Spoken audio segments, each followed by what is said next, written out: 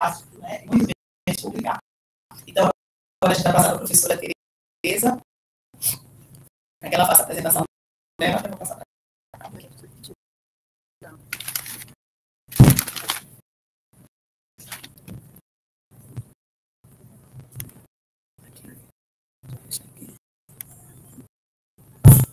Professora Tereza? Boa tarde. Sim. Queria cumprimentar a professora que me antecedeu pela brilhante exposição, agradecer o convite à organização do evento e dizer que eu não tenho conflito de interesses com esse tema. Okay. Bom, então, eu sou Tereza Magalhães, aqui do Ceará, da Universidade Estadual, e vou falar um pouco para vocês sobre o perfil da produção acadêmica no contexto da crise sanitária. Pode passar, por favor? Obrigada.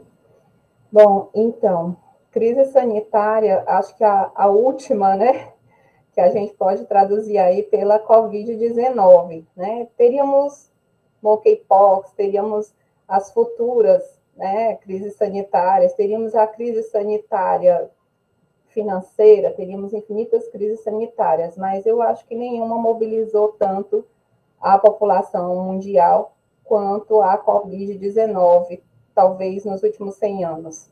Então, eu trouxe aqui um gráfico de ontem, né, do site da Johns Hopkins, que mostra a situação da Covid no mundo e no Brasil, né? Eu coloquei no Brasil e no mundo, mas, na verdade, os gráficos, o primeiro gráfico da esquerda é no mundo e o gráfico da direita é no Brasil. Então, se a gente observar os anos de 2019, né? E aí já finalzinho de 2019 e 2020, 2021, 2022 e quem sabe 2023, né? O que 2023 vai nos revelar, nós temos convivido com esse desafio que tem afetado todos os aspectos da sociedade no Brasil e no mundo. Se a gente observar, nós temos aí as curvas mundiais à esquerda e à direita, a do Brasil, e a do Brasil, em alguma medida, espelha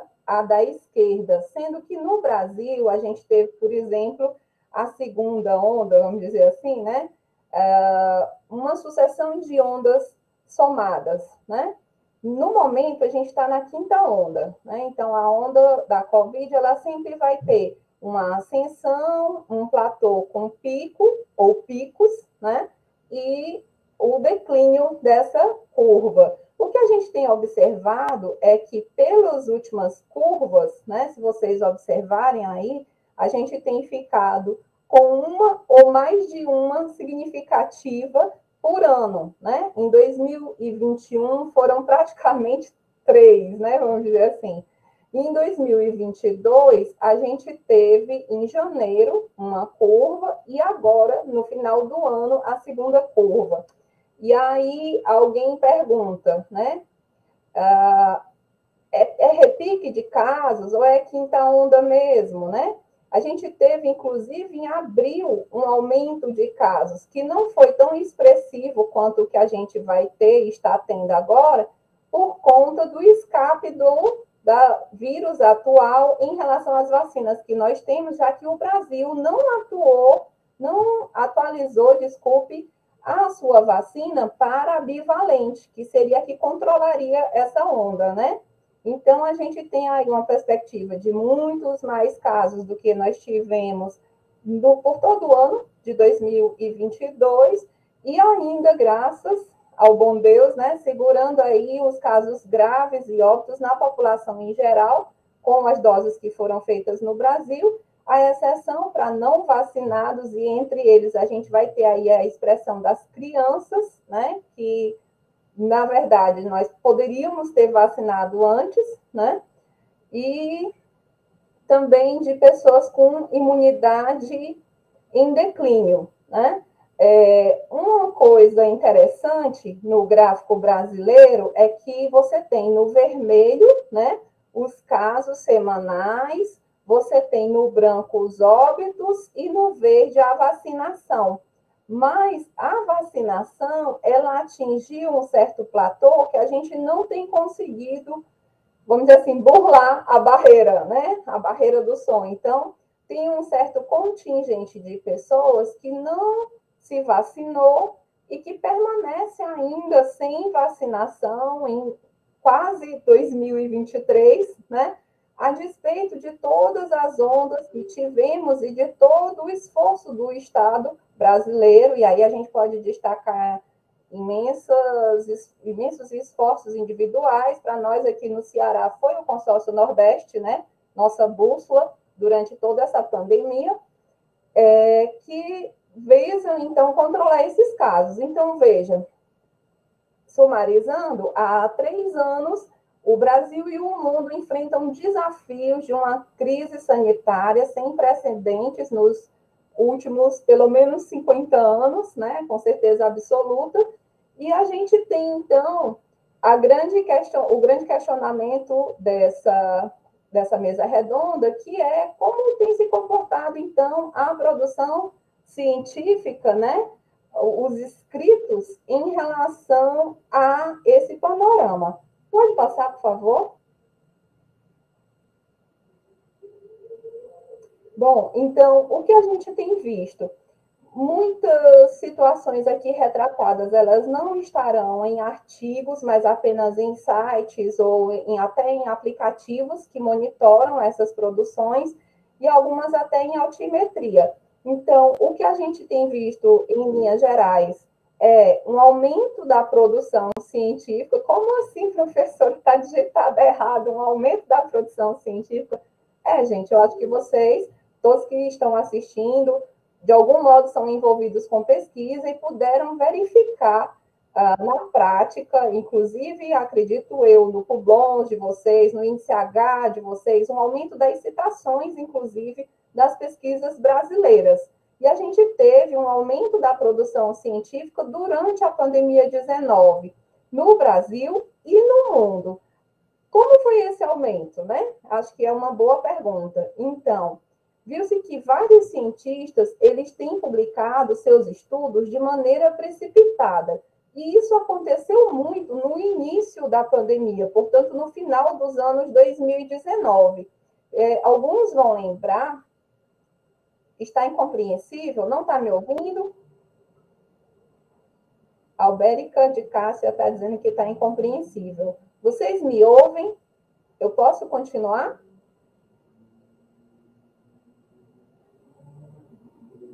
Sim, ok, obrigada.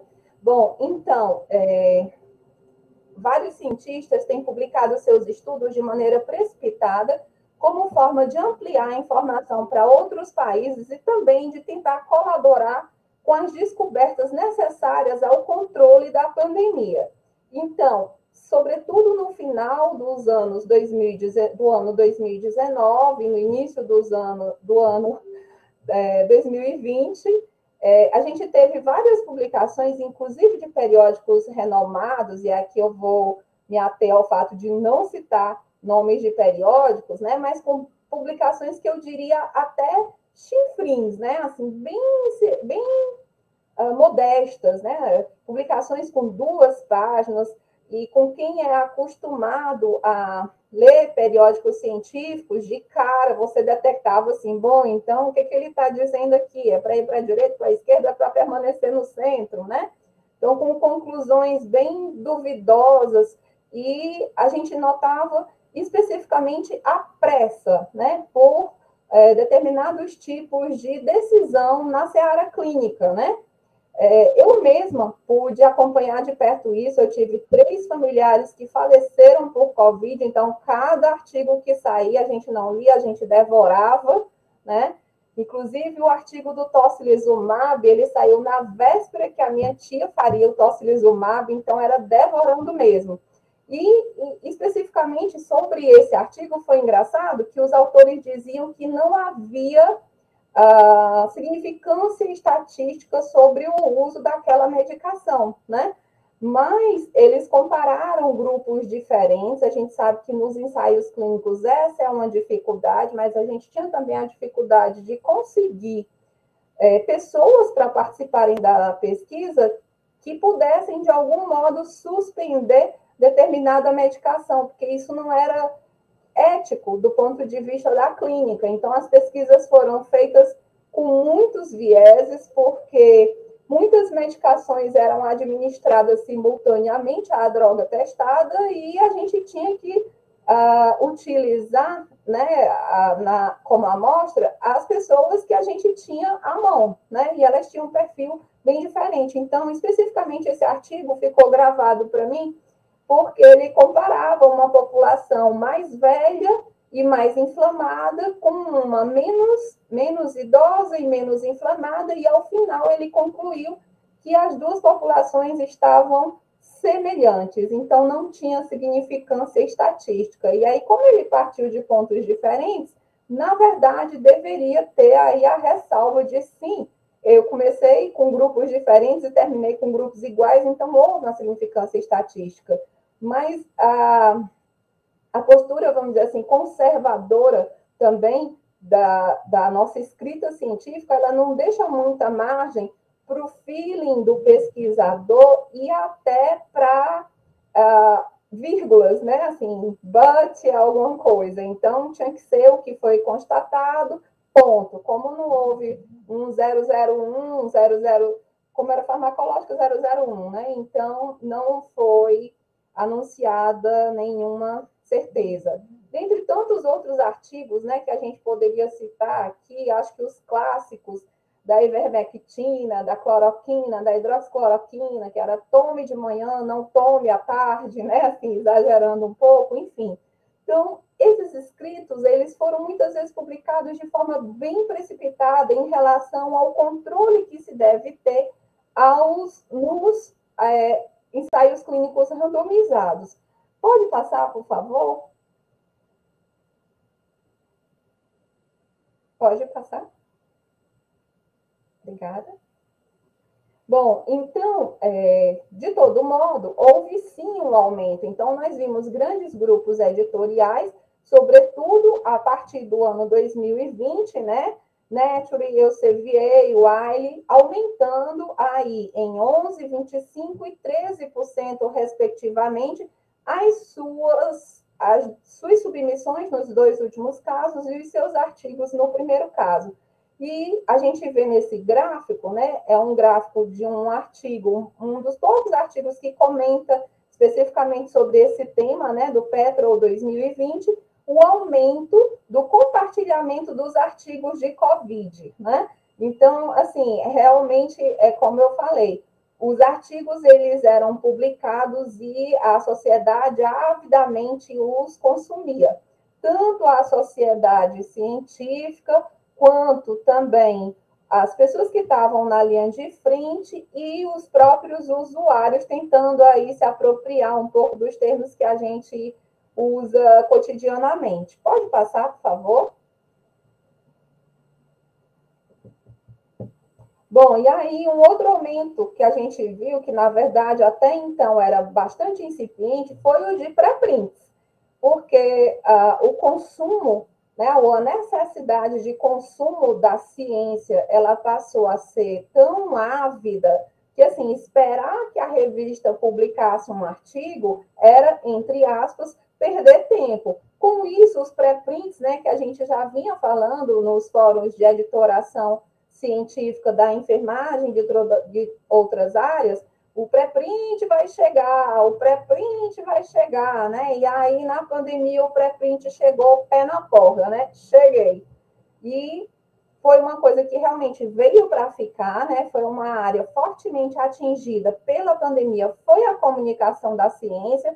A gente pôde ver, inclusive, pessoas da comunicação tentando se familiarizar com termos biológicos. No momento, até eu estou orientando uma jornalista que faz mestrado em saúde pública falando sobre fake news em Covid, né? Dentre tantas outras pesquisas que a gente acabou fazendo sobre Covid durante a pandemia. E a publicação de pré-prints foi realmente um ganho, porque você já tinha o consumo imediato, claro.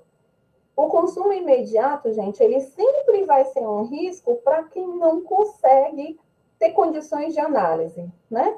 E aí a nossa responsabilidade em quem deposita esses pré-prints, né? Porque, entre aspas, qualquer coisa que você escrever pode virar um pré-print e começar a ser anunciado, como alguns artigos o foram durante a pandemia, né? A gente via o pessoal compartilhando aquilo como se fosse verdade, e quando você ia até a fonte, aquilo era um pré-print, né?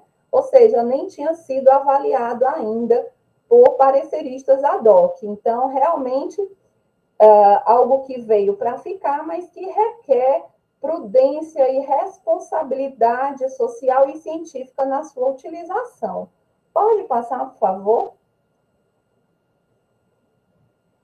Bom, e aí, como eu já me antecipei, houve um aumento, né, do consumo da ciência.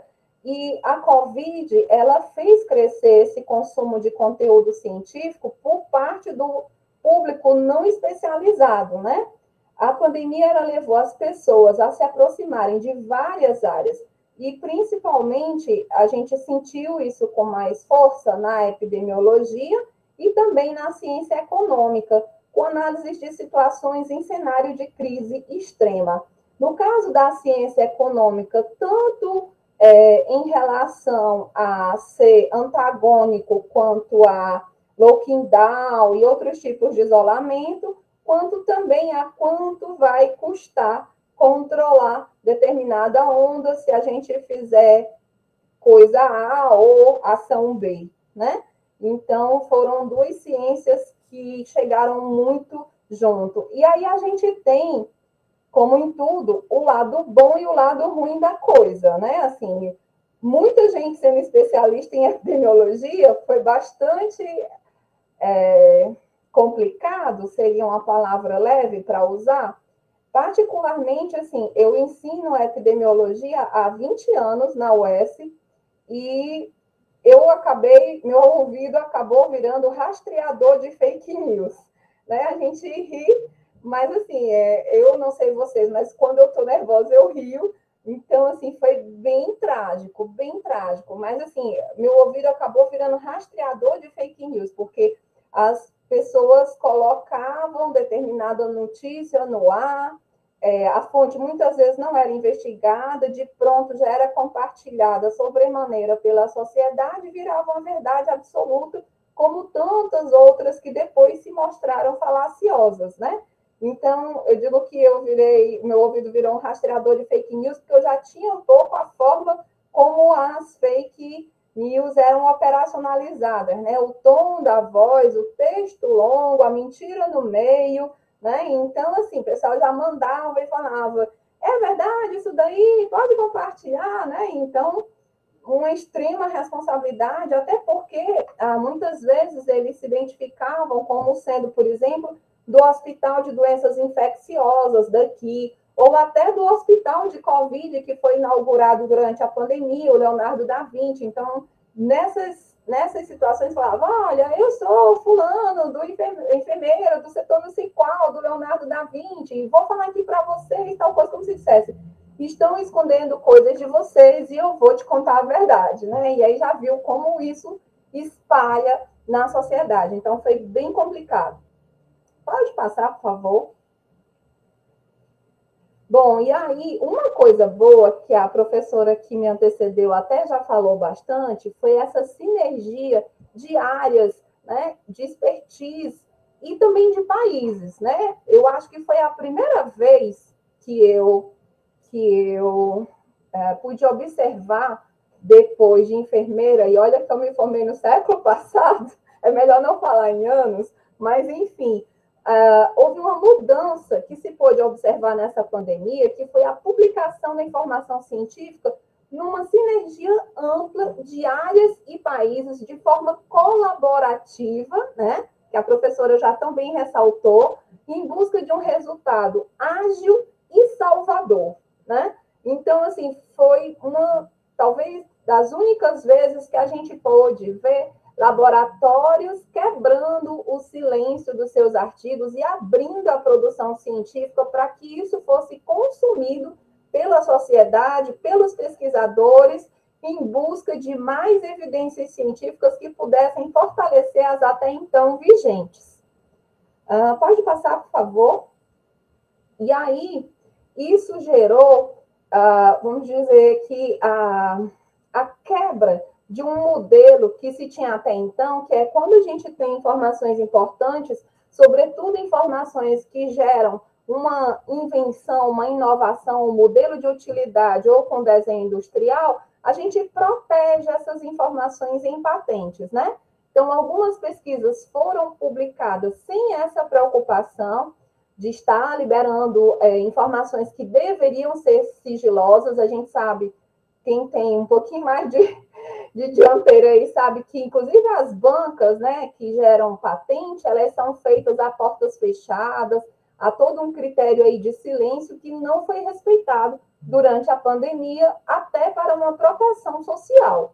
Então, com a normalização, e aí eu botei entre aspas essa normalização da situação, que a gente não pode dizer que de verdade está normal, né? Nós estamos aí na quinta onda, o mundo já tem a vacina bivalente, mas o Brasil ainda não tem, e esse escape de vacinas que a gente está vendo na atual Omicron, né, na Omicron brasileira, vamos dizer assim, a gente poderia, de certo modo, estar livre disso, mas não vai ficar, e nós ainda temos aí a Copa, o Natal e o Ano Novo, e as férias que vão dar uma incrementada, né, nos casos da Covid. A grande notícia é realmente que os casos não devem agravar e gerar óbito, mas sim, com certeza, muitos atestados médicos de pessoas que ficarão aí 5 dias, 7 dias em isolamento nas suas casas por conta dessa variante que a gente podia, mais uma vez, ter prevenido e não o fez. Então, em linhas gerais, com a normalização da situação, a gente volta, né, foi deixado de lado, durante a Covid, a questão financeira em prol do benefício social, mas agora, né, principalmente com a existência, e acredito que chegando já a vacina bivalente, né, voltemos às antigas práticas de proteção intelectual, né? Digno de nota que, assim, uma patente no Brasil, às vezes, demora tanto que, quando ela vai publicar, daquilo que ela geraria de inovação, às vezes já não interessa mais aos autores e à sociedade, porque outros modelos vão sendo criados. Então, realmente é uma coisa que a gente precisa repensar, é o tempo que se leva para aprovar uma patente, na grande maioria dos casos, no Brasil. Pode passar, por favor? Bom, e aí a gente tem, então, né, a Covid, ela realmente ela aumentou a produção científica em 2020, e uma coisa interessante é que, de certo modo, ela igualou todos os continentes em relação do que se queria observar. Normalmente, quando a gente quer observar uma grande inovação, a gente olha para os Estados Unidos, Reino Unido, Canadá, e, nesse caso, cada continente importava, né? Então, o Brasil, ele manteve uma adesão massificada, com a ressalva ainda desses não vacinados que persistem, né? Gerando, inclusive, a perda de doses vacinais por vencimento, né? Mas, com exceção desse grupo, né? A gente teve aí realmente um modelo, né, de vacinação para o mundo, considerando o nosso SUS, né? Então, enquanto os Estados Unidos, as pessoas recebiam $100 para tomar uma dose de vacina em algum momento, aqui no Brasil, realmente, a gente esperava impacientemente ou pacientemente a sua vez na fila, né, para ir lá tomar 1, 2, 3, 4, eu não sei vocês, eu já tomei 4, estou esperando aqui com o bracinho, manguinha levantada para tomar a 5ª, 6ª, porque a gente ainda vai ter aí outras curvas, outros picos, sempre que a gente tiver escape vacinal, principalmente se a gente não adotar nenhum tipo de política que, de certo modo, obrigue esses resilientes à vacina ao fazerem, e também se não disseminar, né? Isso já está começando agora, era para ter começado antes, mas felizmente está começando em algum momento, esse momento é agora, a vacinação nas crianças menores do que aquelas já vacinadas. Então, realmente, a Covid, ela deu, vamos dizer, que uma certa isonomia para as pesquisas de todos os continentes, porque realmente as pesquisas de todos os continentes, independente da forma como elas eram publicadas, às vezes no inglês melhor, às vezes no inglês um pouco pior, às vezes com mais ou com menos financiamento, mas elas traziam evidência científica para o mundo todo, e ainda trazem. Pode passar, por favor?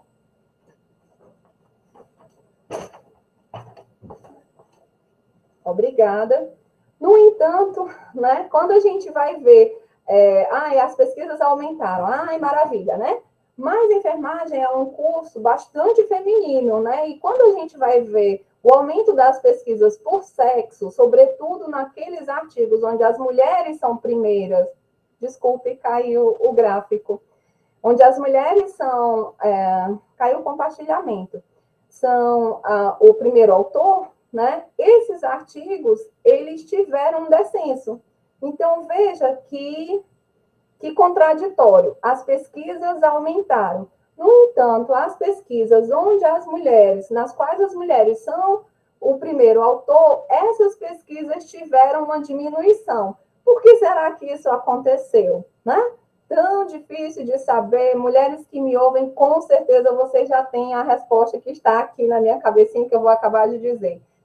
Nós, mulheres, durante a pandemia, acumulamos tarefa. Quem tem filho pequeno, quem não tem alguém para ajudar em casa, quem ficou cuidando de casa, quem ficou cuidando do filho pequeno, enfim, de tantas outras coisas, sabe exatamente por que o seu tempo diminuiu. E quando você ia para o trabalho, né, você tinha um horário separado para o seu trabalho. Quando esse trabalho passou a ser em casa, né, então isso ficou bem mais difícil. Não sei se ele vai voltar ao compartilhamento, voltou? Então, veja, você pode verificar aí os anos, 2015 no azul mais escuro, 2020 no pink, né? Então, essa pesquisa, ela tem como fonte o Digital Science, né? Ele rastreia e monitora, faz um monitoramento de artigos publicados no mundo todo e mostra, com a análise de 60 mil artigos, que os artigos tiveram uma diminuição no quesito de artigos com mulher como primeira autora, que mostra ainda que se fazer pesquisa no Brasil é um desafio, fazer pesquisa no Brasil e sendo mulher é um desafio maior ainda. E durante a pandemia se tornou ainda maior, eu diria até hercúleo, né? Aqui mesmo em casa, eu tenho 2 filhas adolescentes, de repente eu estava dando aula, alguém passava atrás, então, mãe, tipo, meu almoço, ou alguma coisa do gênero, assim, bem esdrúxula, bem que daria para ser um filme de comédia, mas, enfim, foi um se vira nos 15, né? Eu digo, não é se vira nos 30, é se vira nos 15, porque 30 é tempo demais. Então, pode passar, por favor, já concluindo. Então, como é que as universidades e órgãos de fomento à pesquisa devem responder a essa diminuição das pesquisas que tiveram, então, as mulheres como protagonistas? Será que a gente vai simplesmente fazer de conta que isso não aconteceu ou vai fazer orçamentos específicos para esse grupo, né? E aí até coloquei aqui um joguinho da Poliana, né? O jogo do contente. Quem tem filhos, crianças ou adolescentes vai lembrar da Poliana, do jogo do contente, que tudo ela fingia que estava maravilhoso, né? Mas a gente não pode fingir simplesmente que a pandemia não aconteceu e que as mulheres não tiveram um prejuízo nas suas pesquisas, nas suas publicações, e que editais específicos para essa clientela deveriam vir publicados agora. No entanto, não parece ser essa a iniciativa dos órgãos governamentais de fomento à pesquisa e das universidades. É meio que assim, faz de conta que passamos igual todo mundo e segue em frente, né? Meio que como funcionou o colégio das minhas meninas, né? Quando elas voltaram no presencial, eu achava que eles iam fazer uma repescagem. O que vocês aprenderam no remoto ou o que não aprenderam no remoto, né? Não, foi a sair do bonde, né? Então, isso é uma dificuldade que a gente vai levar da pandemia. Pode passar, por favor? E aqui, assim, eu sei que a gente vive aí um tempo de esperança, né? Não há que se falar em candidatos, mas em governos, e eu acho que a maioria de vocês vai concordar que talvez ano que vem a gente tenha um ano com mais conferências municipais, estaduais, com mais órgãos colegiados, ou a retomada desses órgãos em relação ao financiamento da pesquisa, mas também que a gente não deve esperar a solução de todos os males, né? Eu não acredito que as pessoas vão entregar para nós de bandeja, olha aqui o prejuízo que você teve na pandemia, né? Então, assim, acredito que vão ouvir as demandas mais que resolver, e que a gente vai, como de costume, ter que continuar aí nossos embates nas lutas sociais, né? Algumas boas notícias têm sido anunciadas, como o aumento do valor das bolsas, né?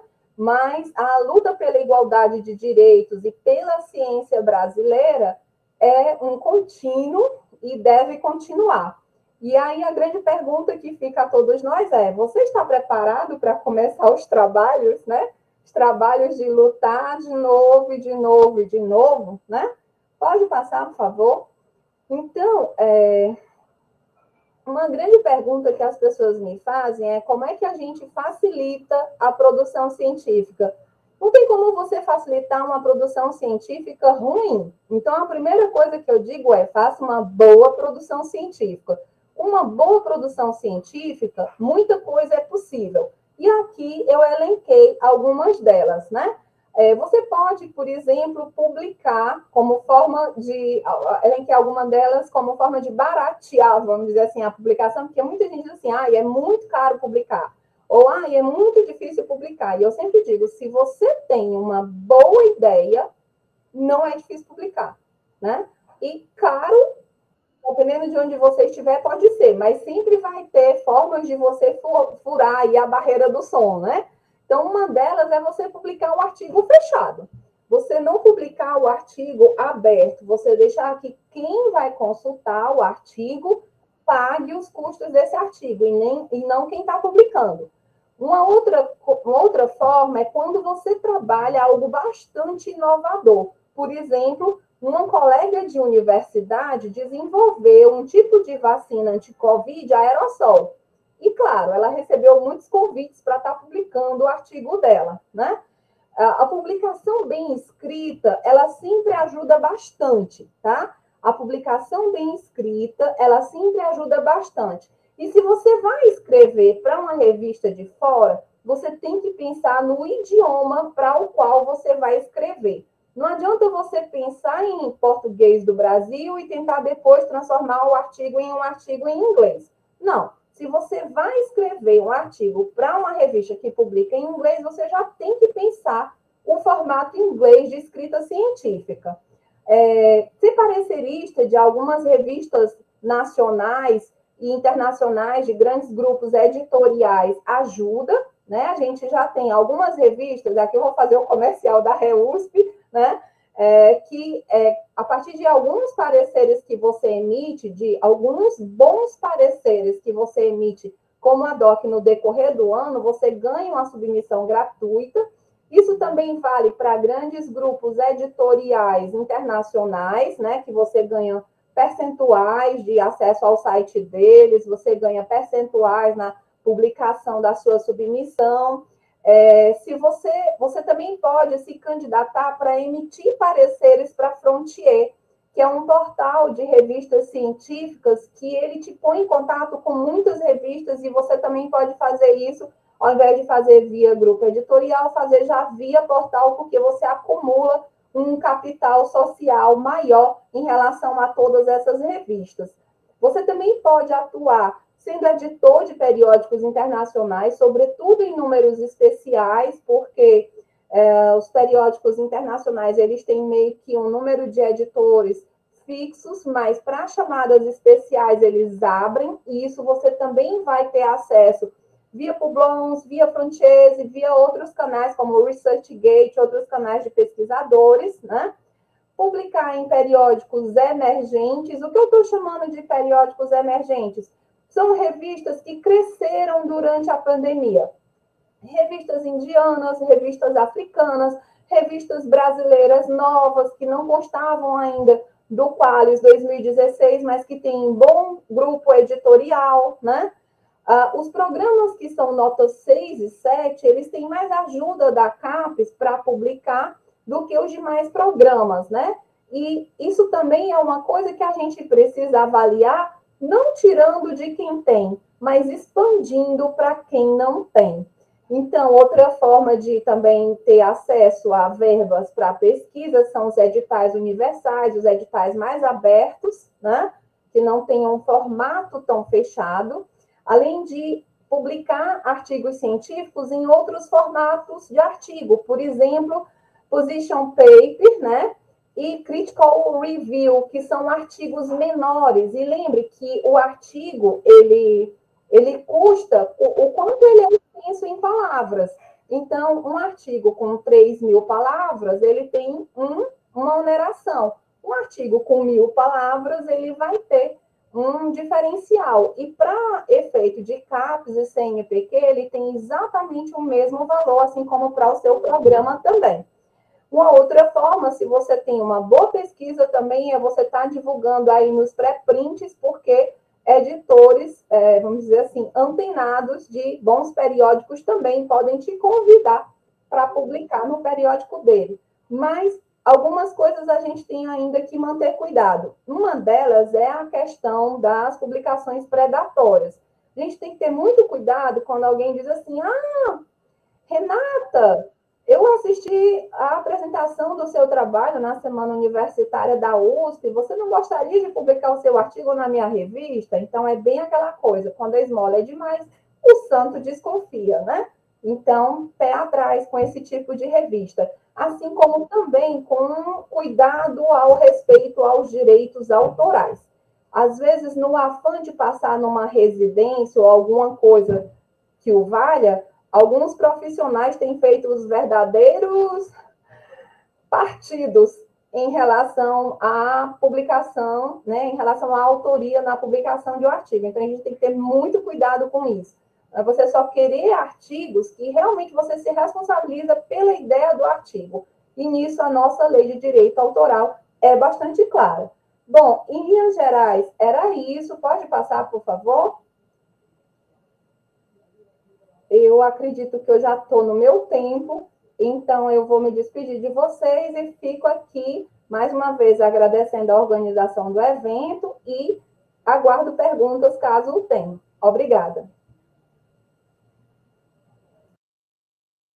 Obrigada, professora. É um prazer aqui recebê-la virtualmente, para fazer a apresentação de uma temática muito relevante para todos nós. E eu queria fazer um resumo